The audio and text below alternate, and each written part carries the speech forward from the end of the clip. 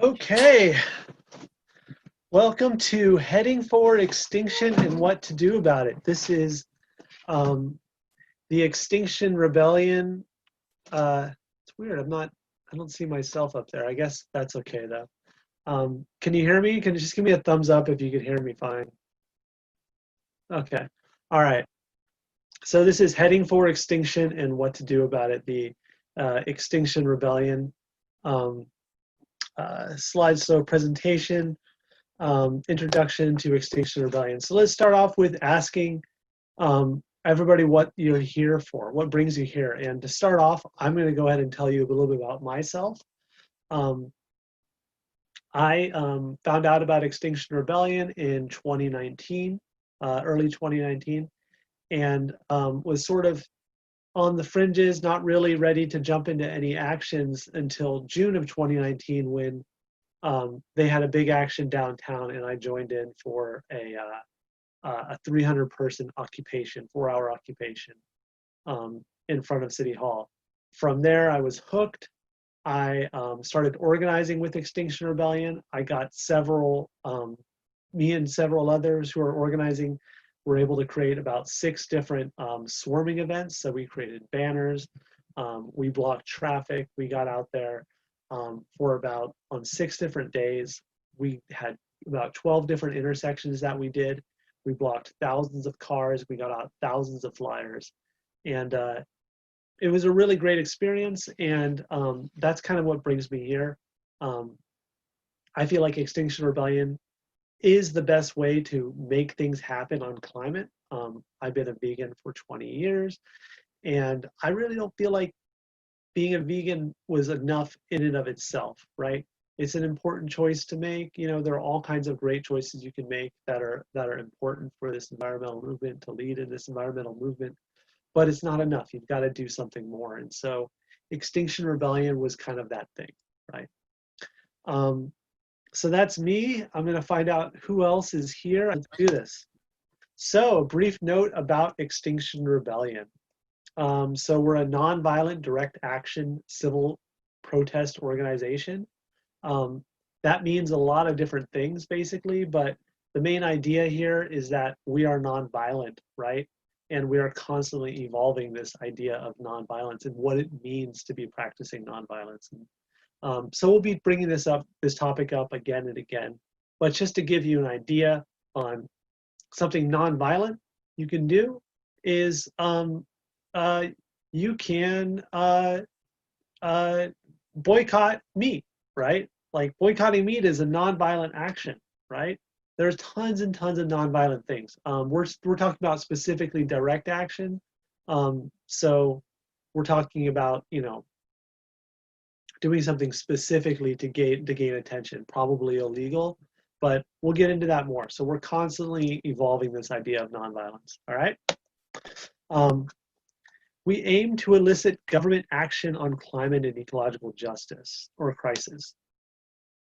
So what that basically means is we are targeting the government, right?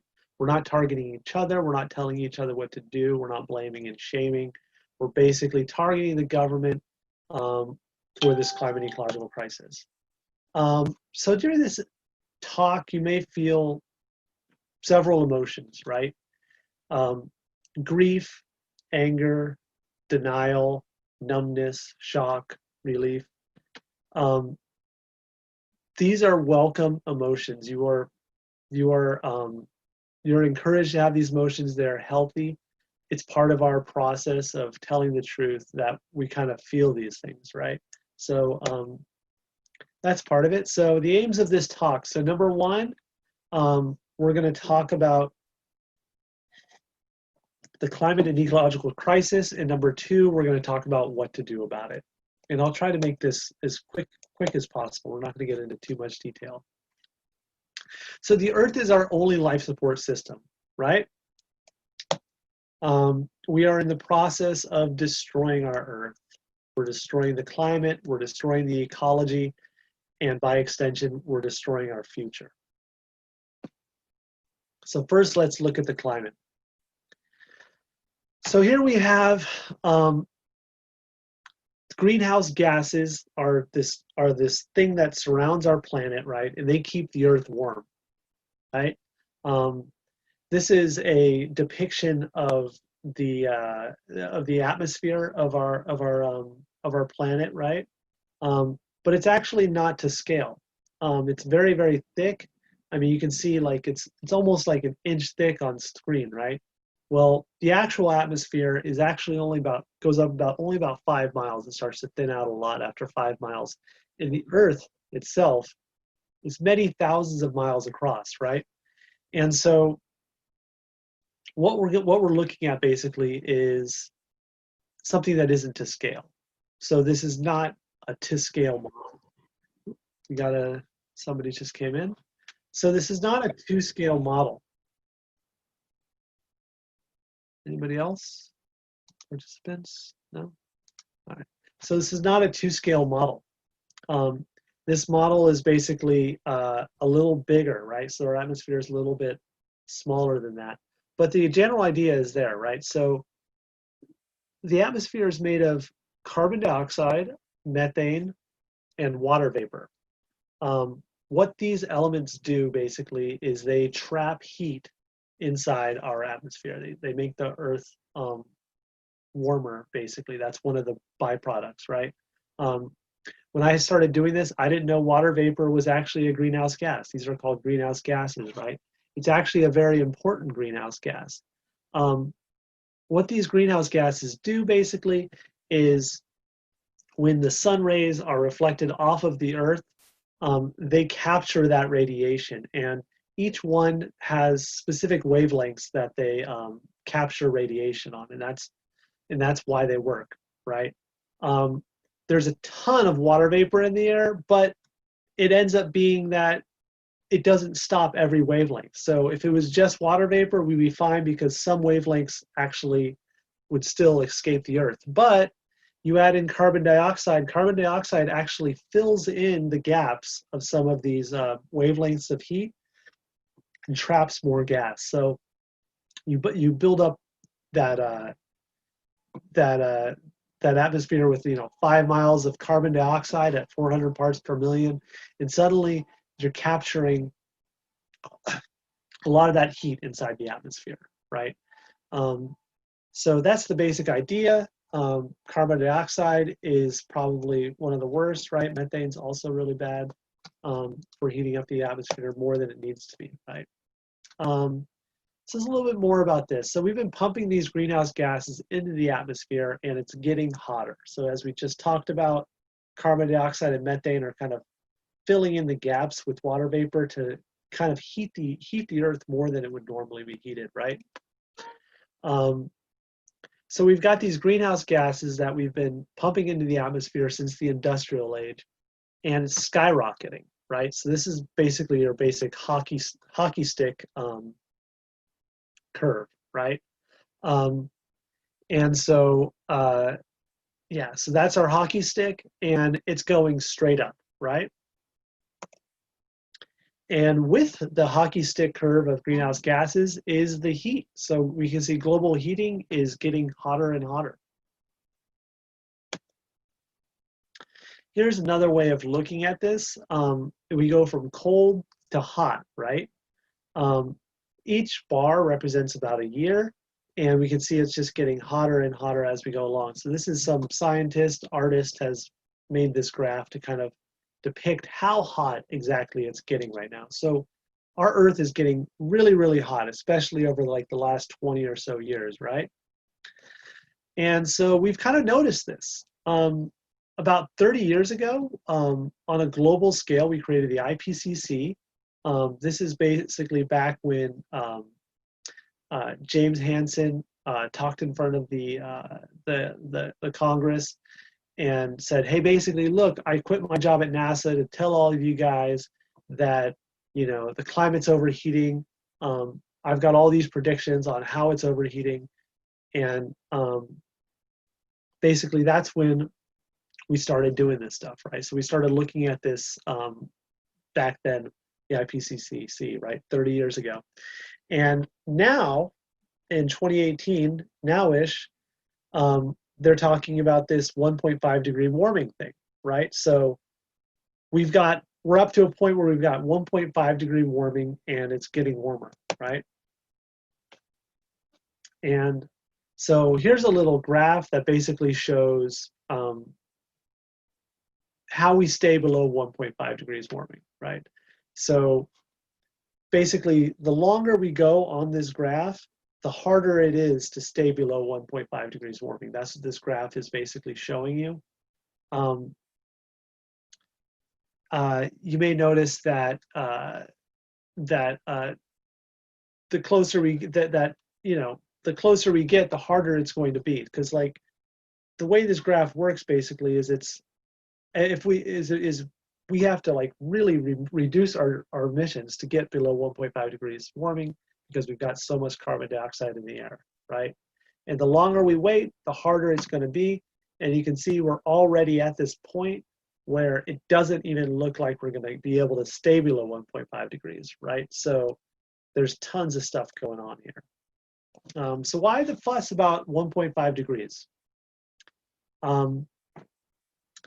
Here's a couple interesting graphs, right?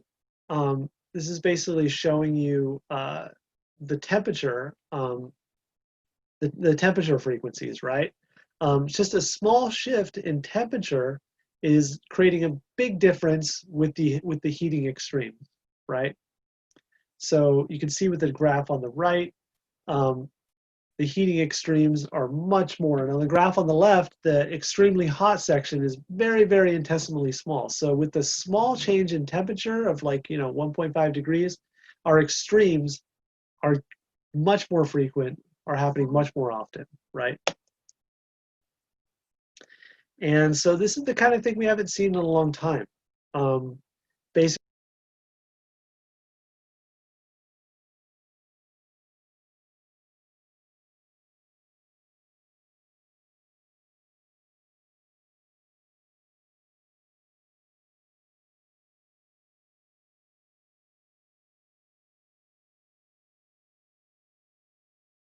let's do this. So a brief note about Extinction Rebellion. So we're a nonviolent direct action civil protest organization. That means a lot of different things basically, but the main idea here is that we are nonviolent, right? And we are constantly evolving this idea of nonviolence and what it means to be practicing nonviolence. So we'll be bringing this topic up again and again, but just to give you an idea on something nonviolent you can do is you can boycott meat, right? Like boycotting meat is a nonviolent action, right? There's tons and tons of nonviolent things. We're talking about specifically direct action. So we're talking about doing something specifically to gain attention, probably illegal, but we'll get into that more. So we're constantly evolving this idea of nonviolence. All right. We aim to elicit government action on climate and ecological justice or crisis. So what that basically means is we are targeting the government, right? We're not targeting each other. We're not telling each other what to do. We're not blaming and shaming. We're basically targeting the government for this climate and ecological crisis. So during this talk, you may feel several emotions, right? Grief, anger, denial, numbness, shock, relief. These are welcome emotions. You're encouraged to have these emotions. They're healthy. It's part of our process of telling the truth that we kind of feel these things, right? So that's part of it. So the aims of this talk. So number one, we're going to talk about the climate and ecological crisis. And number two, we're going to talk about what to do about it. And I'll try to make this as quick as possible. We're not going to get into too much detail. So the Earth is our only life support system, right? We are in the process of destroying our Earth. We're destroying the climate, we're destroying the ecology, and by extension, we're destroying our future. So first, let's look at the climate. So here we have greenhouse gases are this thing that surrounds our planet, right? And they keep the Earth warm, right? Um, this is a depiction of the atmosphere of our planet, right? But it's actually not to scale. It's very, very thick. I mean, you can see like it's almost like an inch thick on screen, right? Well, the actual atmosphere is actually goes up about only about 5 miles and starts to thin out a lot after 5 miles. And the Earth itself is many thousands of miles across, right? And so what we're looking at basically is something that isn't to scale. So this is not a to scale model. Somebody just came in. So this is not a to scale model. Anybody else? Participants? No? All right. So this is not a to scale model. This model is basically a little bigger, right? So our atmosphere is a little bit smaller than that. But the general idea is there, right? So the atmosphere is made of carbon dioxide, methane, and water vapor. What these elements do basically is they trap heat inside our atmosphere. They make the Earth warmer, basically. That's one of the byproducts, right? When I started doing this, I didn't know water vapor was actually a greenhouse gas. These are called greenhouse gases, right? It's actually a very important greenhouse gas. What these greenhouse gases do basically is when the sun rays are reflected off of the Earth, they capture that radiation, and each one has specific wavelengths that they capture radiation on, and that's why they work, right? There's a ton of water vapor in the air, but it ends up being that it doesn't stop every wavelength. So if it was just water vapor, we'd be fine because some wavelengths actually would still escape the Earth. But you add in carbon dioxide actually fills in the gaps of some of these wavelengths of heat and traps more gas. So you build up that that atmosphere with 5 miles of carbon dioxide at 400 parts per million, and suddenly you're capturing a lot of that heat inside the atmosphere, right? So that's the basic idea. Carbon dioxide is probably one of the worst, right? Methane's also really bad for heating up the atmosphere more than it needs to be, right? So there's a little bit more about this. So we've been pumping these greenhouse gases into the atmosphere and it's getting hotter. So as we just talked about, carbon dioxide and methane are kind of filling in the gaps with water vapor to kind of heat the Earth more than it would normally be heated, right? So we've got these greenhouse gases that we've been pumping into the atmosphere since the industrial age, and it's skyrocketing, right? So this is basically your basic hockey stick curve, right? And so, yeah, so that's our hockey stick, and it's going straight up, right? And with the hockey stick curve of greenhouse gases is the heat. So we can see global heating is getting hotter and hotter. Here's another way of looking at this. We go from cold to hot, right?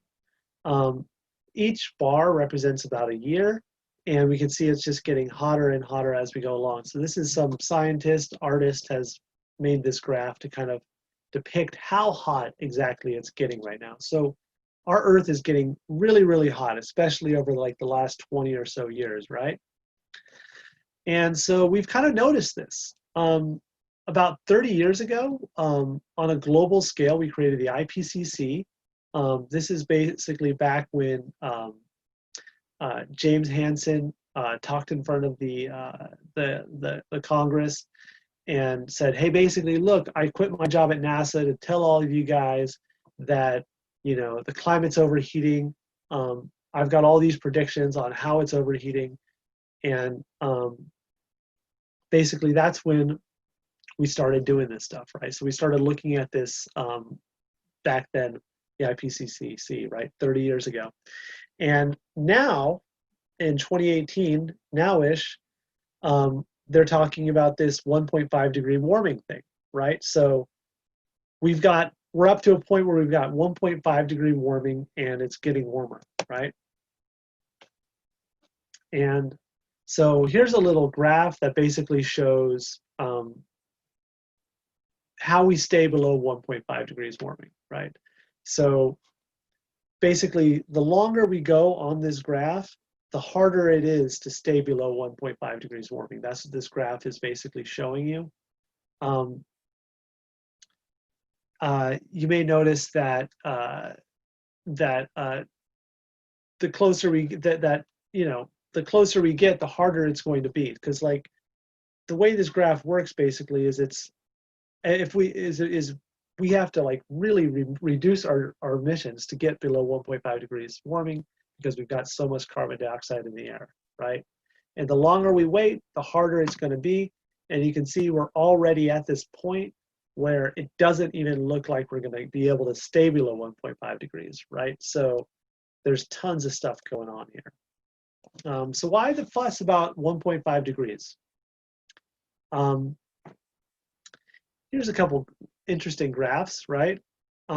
This is basically showing you the temperature, the temperature frequencies, right?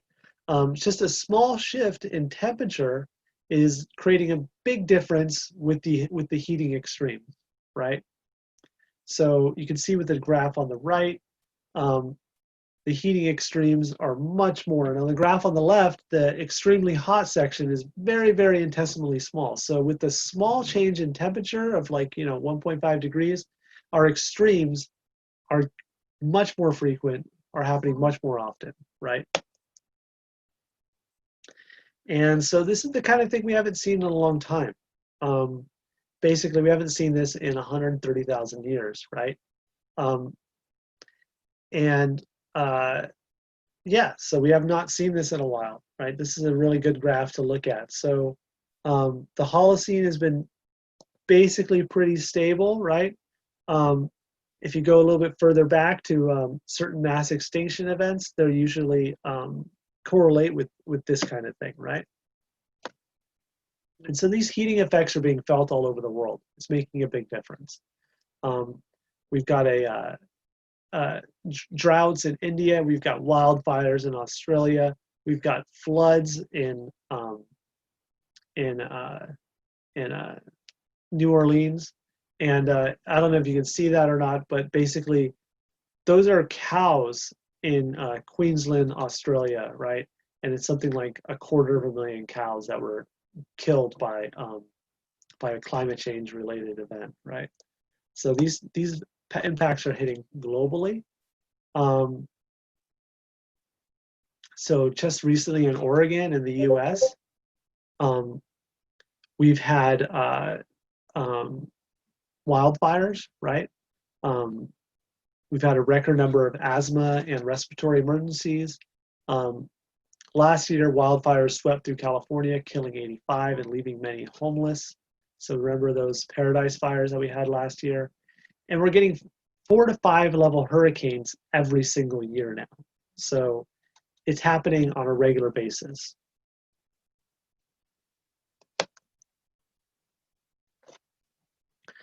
So what happens if we carry on heating up the Earth? The consequences of business as usual is we've got accelerating sea level rise due to melting ice and thermal expansion, coastal flooding, storm surges. We've got stronger atmospheric weather systems with strong storms, droughts, wildfires, desertification, crop failure, deaths due to heat stress, famine, water shortages, displacement of people from their homes, war. So this is what happens if we stay on business as usual, right? And we've got amplifiers as well. So what these amplifiers are basically, these are like accelerators, tipping points, right?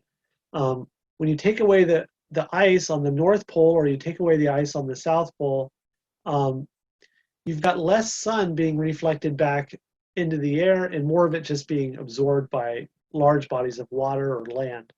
So that's what you call a feedback loop, right? So ice melts, more heat is absorbed, right? We've also got a latent heat effect. So basically, if I take a cup of water here, right, and I fill it with ice, and I fill it with water, right, and then I apply 120 joules of heat to this cup to melt the ice. Well, that's great, but the ice is gone now. If I apply another 120 joules of heat to this cup of water, this cup of water is going to get really hot, right? So not having that ice there is a big deal, right? We've also got methane stores, right? So below the ice, there's methane. If we melt that ice, methane's going to be going into the air, and that's going to heat the world even further. So those are 3 feedback loops just there in the Antarctic, the Arctic, in Greenland. We've got about 72 different feedback loops that we can look at and measure. Scientists haven't completely consolidated this yet. We don't even know how fast we're heating up the Earth. The models just haven't picked up, and they're not going to. Right? At one point, I was a computer scientist, and one thing that kind of scared me is that kind of the lack of common knowledge modeling of this kind of thing, right? The major issue is that when you're modeling things, you have to have some kind of repetition of data. If it's stochastic, if it's just going up and up and up, well, we've got nothing to base that on, right? We haven't been here where we are for hundreds and hundreds of thousands of years. And it was a completely different planet back then. So we just don't know where we're going or what we're doing. We do know that it's dangerous and it's getting very hot. But that's only half the problem, right? So we're also destroying the planet's ecology, right?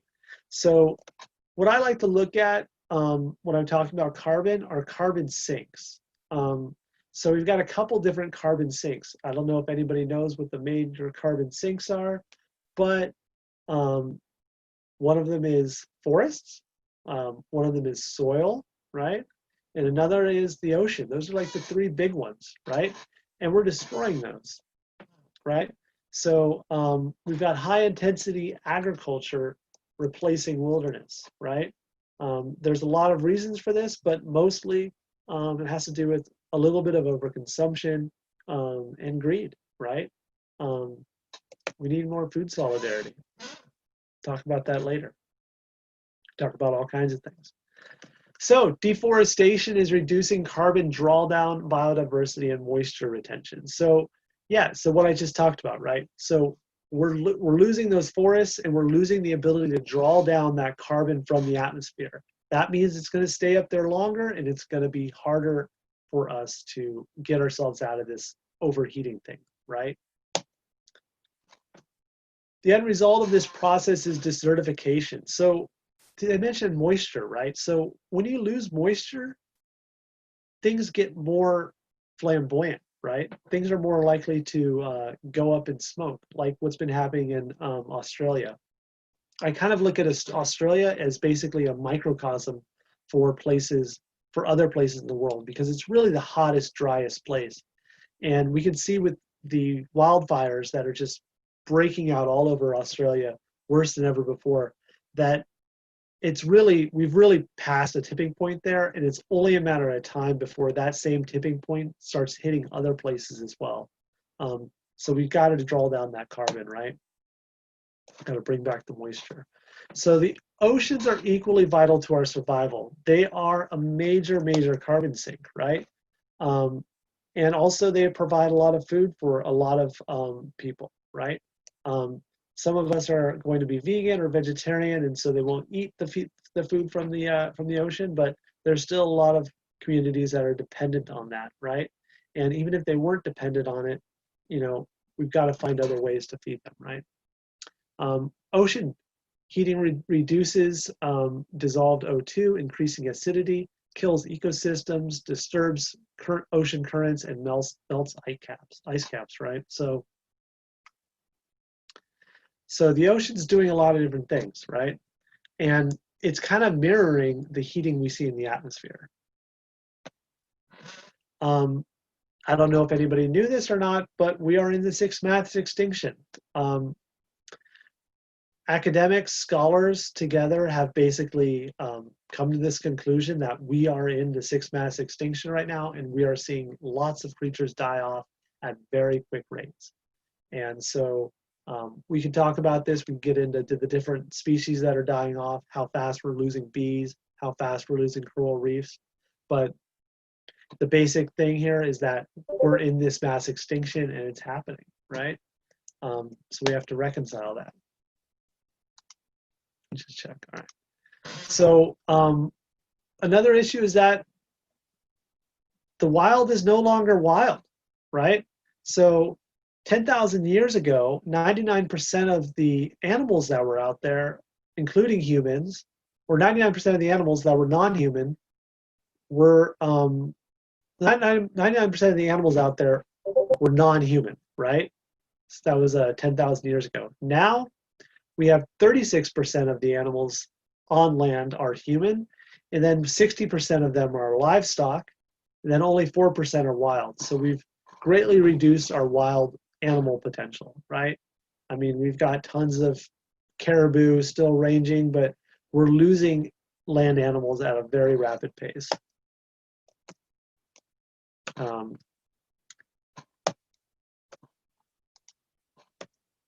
we go. So why is this important? Well, we inherited a world of richness that our descendants may not get to enjoy, right? So these are wonderful things, right? Not only can you study them and learn from them, but they're beautiful and they're part of our earth. And why would we want to kick them out or eradicate them, right? What does that say about us? What does that say about how we're going to be treating each other in the future? So speciesism, right? So time for reflection. So you can unmute yourself if you like.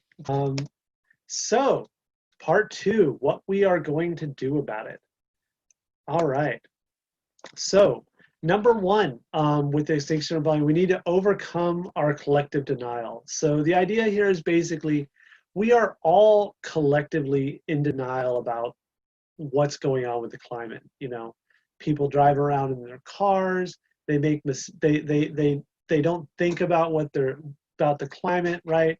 You know, maybe they're not being activists, or you know, they're worried about the COVID disease or their job or whatever.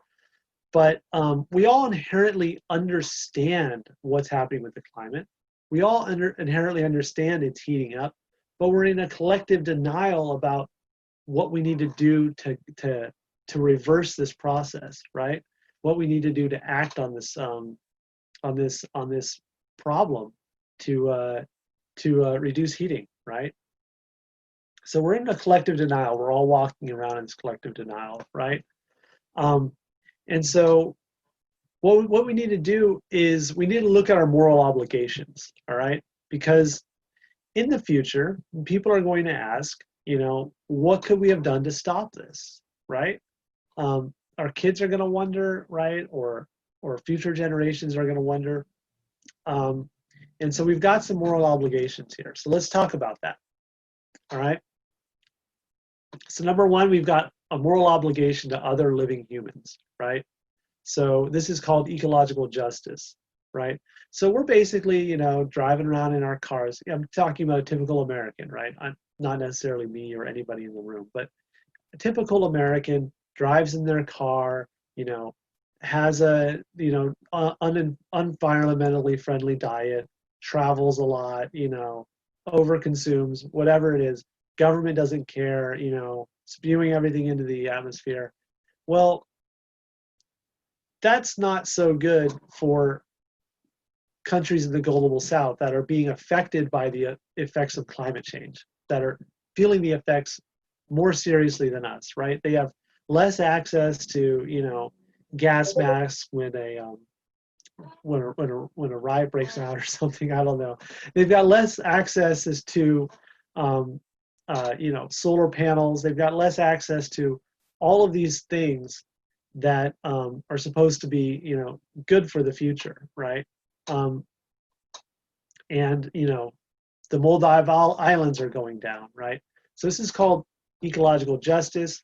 Us in the global north are causing the climate change mostly, and those in the global south are being affected by it. And I gave some really bad examples, but there are better ones out there.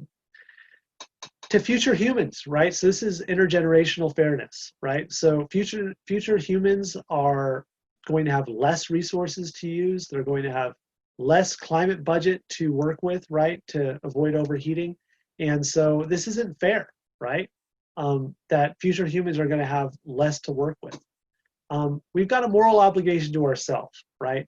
So the government is basically screwing us right now.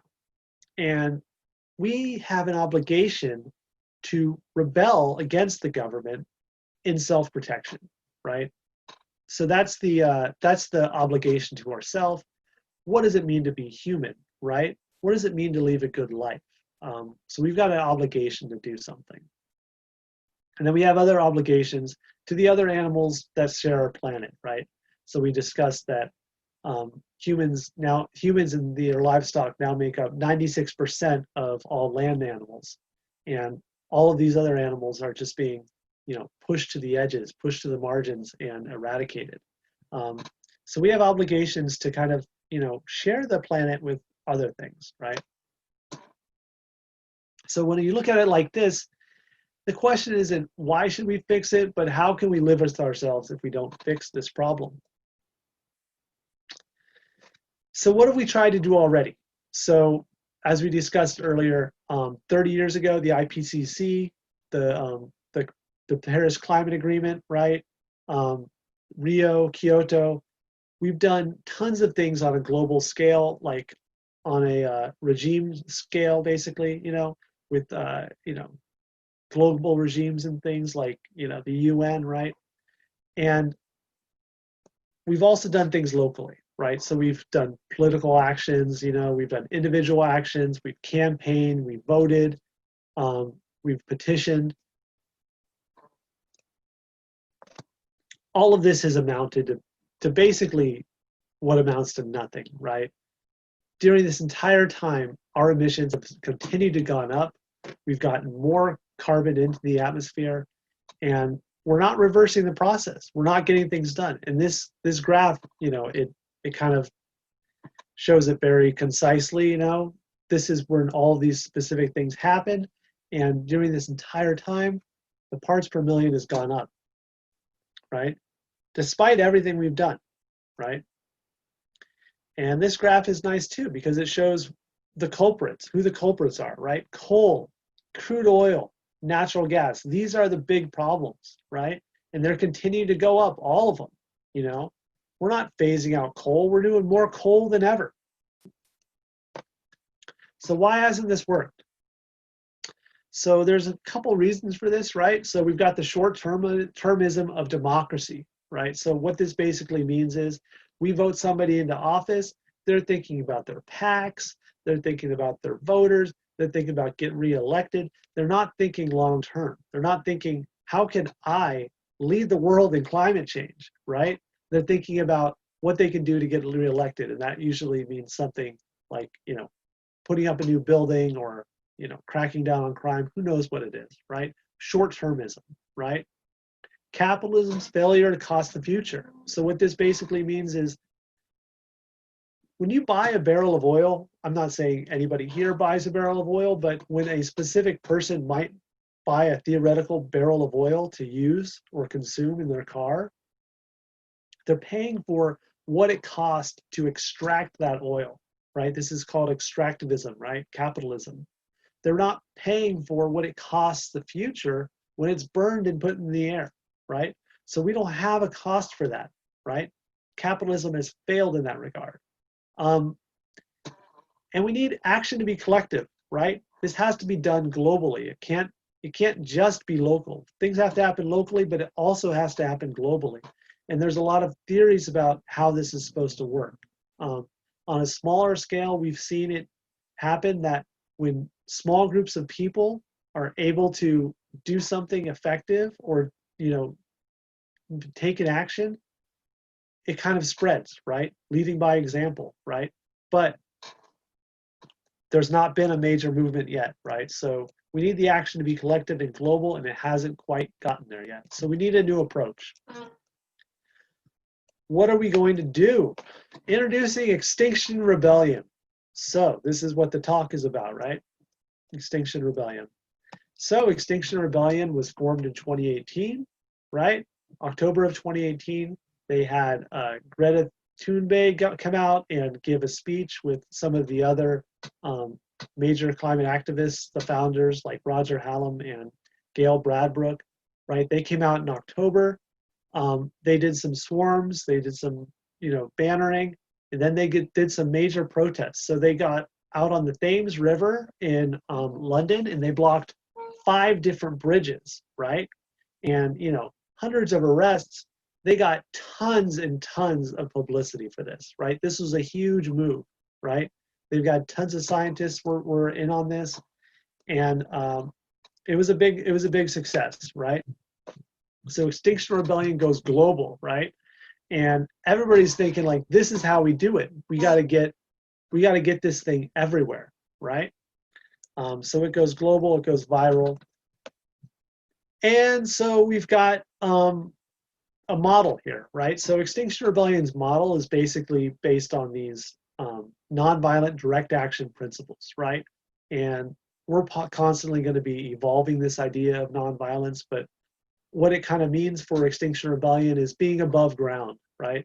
This is the Gene Sharp model, right? Being out in the open, right? We're going to go block a street, we're going to go block in front of City Hall, right? Or we're going to have a big thing in the middle of town. We do it out in the open. We tell everybody what we're doing, and we take responsibility for our actions, right? So if you break a window, you stand by that window and wait to be arrested or take responsibility. If you spill something, you clean it up, kind of thing. This is our idea of nonviolence, right? It's similar to the ideas put forward by people like Gandhi, right? Gandhi was great at like leading by example, right? Being the change you want to see in the world, right? So we kind of want to build the world, show the world that we want to build, right? So when we're out there in the street, we want to show the kind of people we want to be, right? Rosa Parks, right? Getting on that bus, right? Not getting off. That kind of determination, that self-sacrifice, so important to nonviolence.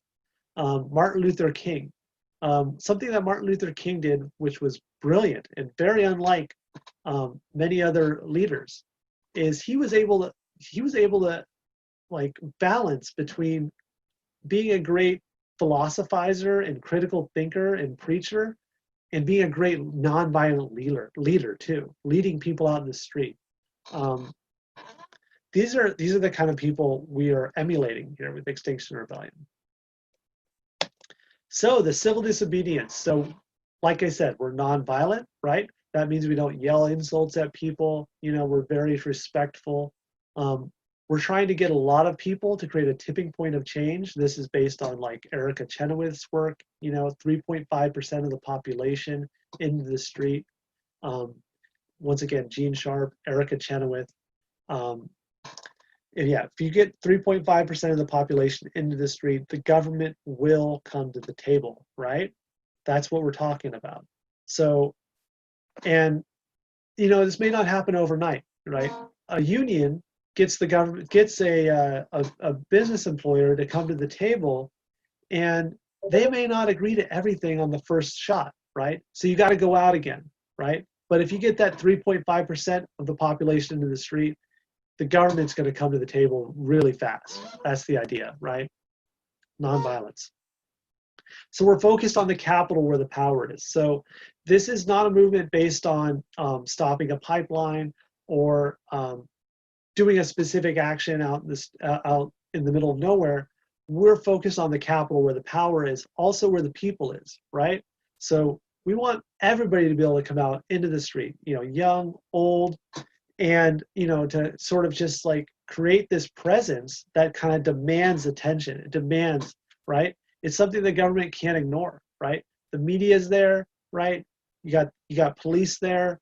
All of that's important. We're disruptive, right? And illegal for the most part, right? And that gets attention, right? That's one of the main points, right? We've got you can imagine a graph, if you will, of disruptive to not disruptive, illegal to totally not illegal. We kind of want to maintain this balance where we're illegal and disruptive, but also minimizing our risk. We're not interested in creating a lot of risk for ourselves, right? We're all crew. We're all trying to make ends meet at the end of the day, right? And we also want to be creative, engaging, and fun. So I don't know a whole lot about this part, but I can tell you that this is what they did in England. They created this giant octopus. They've got these Red Rebel brigades, right, that are all painted with white face and red drapes. We've got a silly thing here where several Extinction Rebellion members are hanging out inside of a fountain, and that just kind of gets attention, right? And it just goes to show it doesn't all have to be serious, right? There could be an amount of like playfulness, artfulness, right? We're trying to build a world of trust and love and understanding. We're not just trying to say, oh, that's bad or that's bad. No, it's about what's good. What do we like? What do we want to keep, right? And so street theater, right? It's beautiful thing to have at a protest. We've got 3 demands. Tell the truth about the ecological crisis and the climate emergency. So this is basically telling the government to tell the truth, right? So we want them to basically stop lying about it and tell us, what's going on, right? And that will lead to many other things, right? Tell the truth is a big part of our mantra. We want to get greenhouse gas to net zero and halt biodiversity loss by 2025. What this basically is the most aggressive climate plan out there, right? It's 2020 now. So we're saying in 5 years, we want it down to 0, right? And so we have to act extremely aggressively, right? I mean, with COVID, we're seeing a really good reaction on the part of the people to not spread the disease, right? With COVID-19, which is happening right now. But we want this action should be bigger than that, right? COVID isn't focused on the climate, and they're only reducing emissions by like 8% just by social distancing and not traveling and stuff. But we actually need to reduce our emissions much faster than that, much faster than 8%. 8% is not nearly enough. And we want a citizens' assembly on climate and ecological justice. So what this basically says is we're creating a citizens' assembly, not a people's assembly, but a citizens' assembly on climate and ecological justice. So we've talked about that earlier, what climate and ecological justice means, right? Those of us in the global north, using less resources and hopefully enabling those in the global south to make a smooth transition as well, right? Preventing the worst of climate change for the global south, right? So why 2025? We just talked about that. So this is act immediately, right? So most of the government targets are based on 2050. That's not soon enough, right? Not for any of the climate models, right? Let alone the ones that haven't been created yet. So it's not soon enough. And furthermore, when you have a target of 2050, nothing gets done. The government doesn't do anything because they know, we just have to, that'll be something somebody else will have to worry about, right? Or we'll make plans for what they'll do in 10 years and then they'll forget about those plans, right? So it's too far to motivate action, right? And people are dying right now, like places like the Maldives, places like in India where it's so hot that the Muslims can't make their marches or whatever because it's just too hot, right? You know, you can't even stand out in some parts of India, you can't even stand outside without heat stroke certain times of the year, right? Talking about like 120-degree, you know, weather, right? So we want a citizens assembly, like we just talked about this, right? So one of our demands is for a citizens assembly. What is this? So the third demand for a citizens assembly on climate and ecological justice is basically a random assortment of people, sort of proportionally taken from the population that is representative of the population, and they are to make a big deep dive into the issues and find our solutions for us. So, you know, they might have certain questions that they'll have to answer, or they might have certain issues that they'll look into. We're bringing in the best scholars, the best academics, and they are educating this citizens assembly to make this kind of deep dive into this. And the important part here is that it's random. They're able to take a long time to look at this. It's not just a quick poll or whatever, right? It's a long time they get to look at these issues. And they've got a lens, right? Climate and ecological justice to look through. So when they think about, you know, whether or not to tax carbon, whether or not to expand the airport, whether or not to expand the freeway, these are examples. I don't know what they would look at, but when they look at that, they're going to look at it through the lens of climate and ecological justice, right? What's the most just thing they can do for the planet and for people locally, right? Because we've got frontline communities here in Portland as well, and they'll look at that. So here's just a quick definition. You could pause this and write it down if you like, if you're rewatching it, but I think I gave a pretty good definition. So this is why we want a citizens assembly, right? So they take the long view. It's free from corporate influences. It's representative of the population. So we talked about that earlier, right? You want them to be representative of the population, but you also want them to be free of corporate influences. We don't want the normal government to be making these decisions because they'll make the wrong decisions, right? They're trusted by the public, and this has worked in the past, right? So basically, they had a really bad problem in Ireland recently with abortion rights. It was a divisive issue. Nobody can agree on where it was going. And they created a citizens assembly to create a deep dive into this issue, come up with some policy recommendations, and it worked. You know, they were able to find a middle ground that made everybody happy, and it was palatable, right? It was digestible from the public because it didn't come from, you know, the normal politics, right? So, how does Extinction Rebellion work? So once again, we're nonviolent, right? And so what that means is that we are, you know, respectful, right? So if we're blocking a street and we see a bus coming through or an ambulance, we might give more consideration to that, right? We might not block the major bus route, right? Because public transportation is one of the good guys, right? We might let the ambulance through because that's an emergency, right? Being nonviolent means taking a lot of things into consideration, being respectful. If people yell at us, we don't yell back, right? When we're out there, you know, blockading in the streets,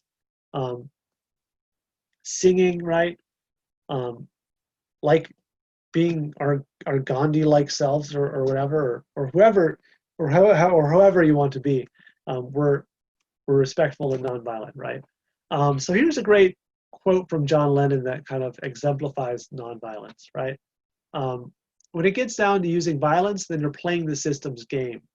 Because once they've got you violent, then they know how to handle you. The only thing they don't know how to handle is nonviolence and humor. So yeah, that's a great quote. Great reason to use nonviolence is because they don't know how to handle this. That's part of our whole strategy, right? We don't want them to think, oh, those are the Extinction Rebellion guys. Let's go lock them up really quick and get them out of the street. That's it. It's over. No, we want them to think, are they going to go away? How long are they going to be here for? You know? And then a day goes by and 2 days goes by. And then finally they have to arrest somebody. That'll get the attention of the media, right? We want to be non-violent because a peaceful, well-organized demonstration is likely to last longer, get more attention, have older people come in, have younger people come in, right? We don't want to play that game of, trying to break things, right? We're decentralized. So with these movements, with social movements, which is what Extinction Rebellion is a part of, they tend to fall into a certain trap, right, of centralization. What this means is the same people end up, putting on the same type of events or doing the same type of stuff, and then you've got a whole bunch of followers kind of moving along, which is great, right? Those are called free riders. We want as many free riders as we can get, right? We want people wearing this, right? We want them wearing the XR symbol. We want them putting on our buttons, our patches. We want them tuning into our YouTube videos, right? But we also want them to lead, right? We want them to create their own patches. We want them to create their own buttons. We want them to put on their own events, put on their own talks. We want them to do everything that we do. That's decentralization, right? And so this is sort of a trick that we're learning about, right? A self-organizing, decentralized system. How does it work? Well, we're finding this out and we're developing this, but here's a little thing about how it does kind of work right now. So we've got local groups, right? And so you can help organize a local group. It could be based on the street you guys live on, the block, the city, the state, whatever it is, right? So you've got local groups based on a location. You've got affinity groups. These are based on, a particular mindset or a mentality, right? So you might have vegans or animal rebellion. You might have, a church group, right? The XR Christian group, right? The Faith Bridge was really popular in London and UK. Is basically a whole bunch of faith-based organizations coming together to create an affinity group, right? Affinity groups can be based on anything. It could be based on, ping pongs, right? And you guys bring a ping pong table out to the protest and play ping pong, right? The ping pong affinity group could be based on anything. Speaking of bringing out a ping pong table, working groups, right? So you could have a working group, and this is just based on what you're going to be able to do, right? So working group could be bringing vegan food to the protest, or bringing water, or a sound system, or maybe we don't need a sound system. Maybe we just need acoustic guitars, right? But the working group would figure that out, right? Coordinating groups. So a coordinating group is basically, they're the glue that kind of holds it all together. So if you've got a local group or an affinity group or a working group, you could have a representative go to the coordinating group and coordinate for the bigger actions, right? So this is important on like a statewide or even a citywide scale, or a nationwide scale, right? Is to have those people, those representatives from your group, show up with a coordinating group and talk about what you guys are all going to do together, right? And okay, we're going to do this action on this day, or maybe we'll do Portland this week and Seattle next week. Well, the coordinating group would make that happen, right? If there's a major date, whatever it is. We have a regenerative culture. So this is one of the challenges of Extinction Rebellion, is defining this regenerative culture. What it means to have a regenerative culture is something we're constantly trying to define, right? In a nutshell, I can tell you that Extinction Rebellion is all crew, right? We're all crew. That's one of our statements, was one of our sayings. And that means that we kind of take care of ourselves, right? if you're out there doing an action like 3 days in a row, and you're kind of wiped out, you take some time off, right? And you take a week off and reflect and regenerate. Hey, maybe that worked well, or maybe that didn't work so well, or maybe I should have brought out a couple more patches for the new people, or maybe I should have assigned a police liaison, or brought some more yellow jackets or more flags. What did that protest need? Was the location right? And then let's have another one, right? So that's kind of what regenerative culture is about. Reflecting and learning, and then building up to another one, and not getting burned out, right? It's very easy to have a protest and then have another protest and another protest where you're not learning anything from the previous protest. You kind of want this regeneration to happen. So we've got core values. Our core activities are actions, right? So Extinction Rebellion is about the action, right? It may not seem like that now that we've got COVID-19 right now, but we are really about, really, really big actions that really stress test the system, trying to create that change, create that pressure, right? Even the smaller actions are really kind of building up the larger actions and defining things with actions, right? So here's an example, right? So last year in 2019, Extinction Rebellion got 1,700 arrests in October, right? So they were able to get the government to declare a climate emergency. They got several MPs, which are kind of like Congress members over there.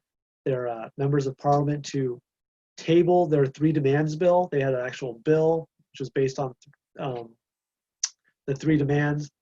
And they got them to table that bill, which in the UK is good if they table it. Here, it's not good if they table it, but in the UK, it's good.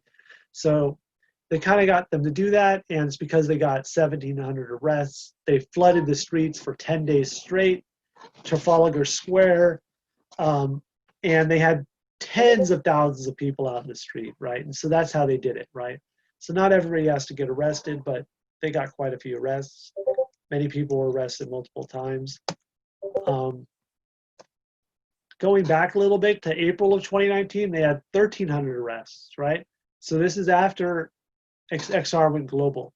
They got 1,300 arrests, and this was kind of when the government started to come to the table, right? They're still going to have to come out again, but as we talked about, that's part of the process, right? Chat.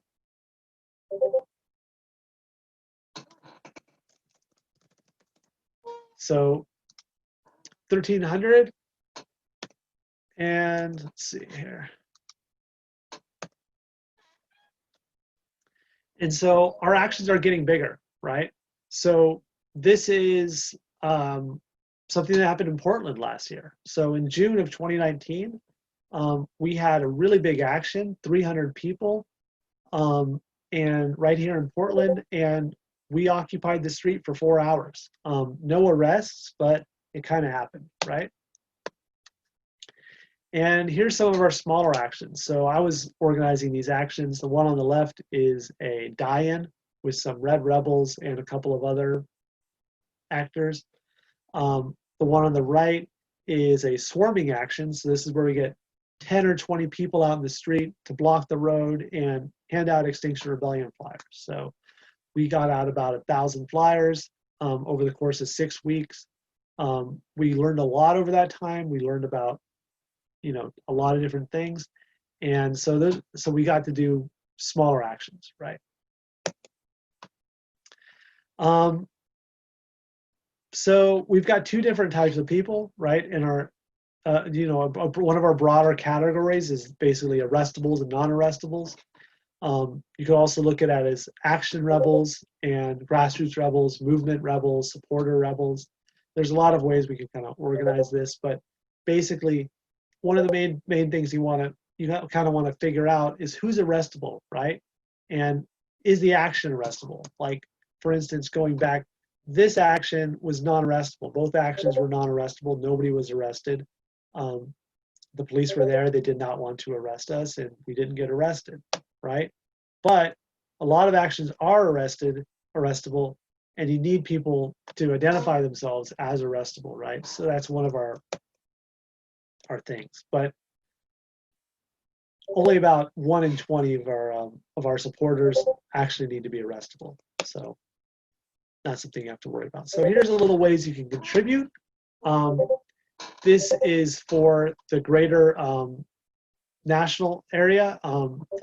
You can moderate a Facebook page, you can produce art, attend actions, join a working group, or organize or present a talk. Extinction Rebellion America is just starting out right now. They are, from what I can tell, a very well organized national organization that can help you get set up. The great thing I'll say about Extinction Rebellion America, and I know there's also an Extinction Rebellion US, but the Extinction Rebellion America specifically, I think they're more likely to be able to help you get the materials you need, get the organization you need to start your local group. They're really, really based on mobilizing and creating a movement of movements. So they're trying to get a lot of different movements going. And so hit them up, get some information. You can start presenting a talk in your area, right? Organize actions in your area, that kind of thing. And so why get involved? We're the only game in town, as we talked about. Nonviolent rebellion is basically the most well-proven thing of a way to get things done, right? It's been done in the past, and it's worked well in the past. And we're the only game in town, right? Greenpeace isn't going to tell you to do this stuff. 350 isn't going to tell you to do this stuff. This is an XR thing, right? We are it right now. How are you going to explain this to future generations if you don't do something, right? It is therapeutic, right? So all of this feels good. When you do these actions, it feels great. We got a chance to meet amazing people and do something worthwhile, and it means being on the right side of history. So there you go. It's the final page. ExtinctionRebellion.earth. This is kind of the UK thing, but it's on there. It's on the slide. And that's it.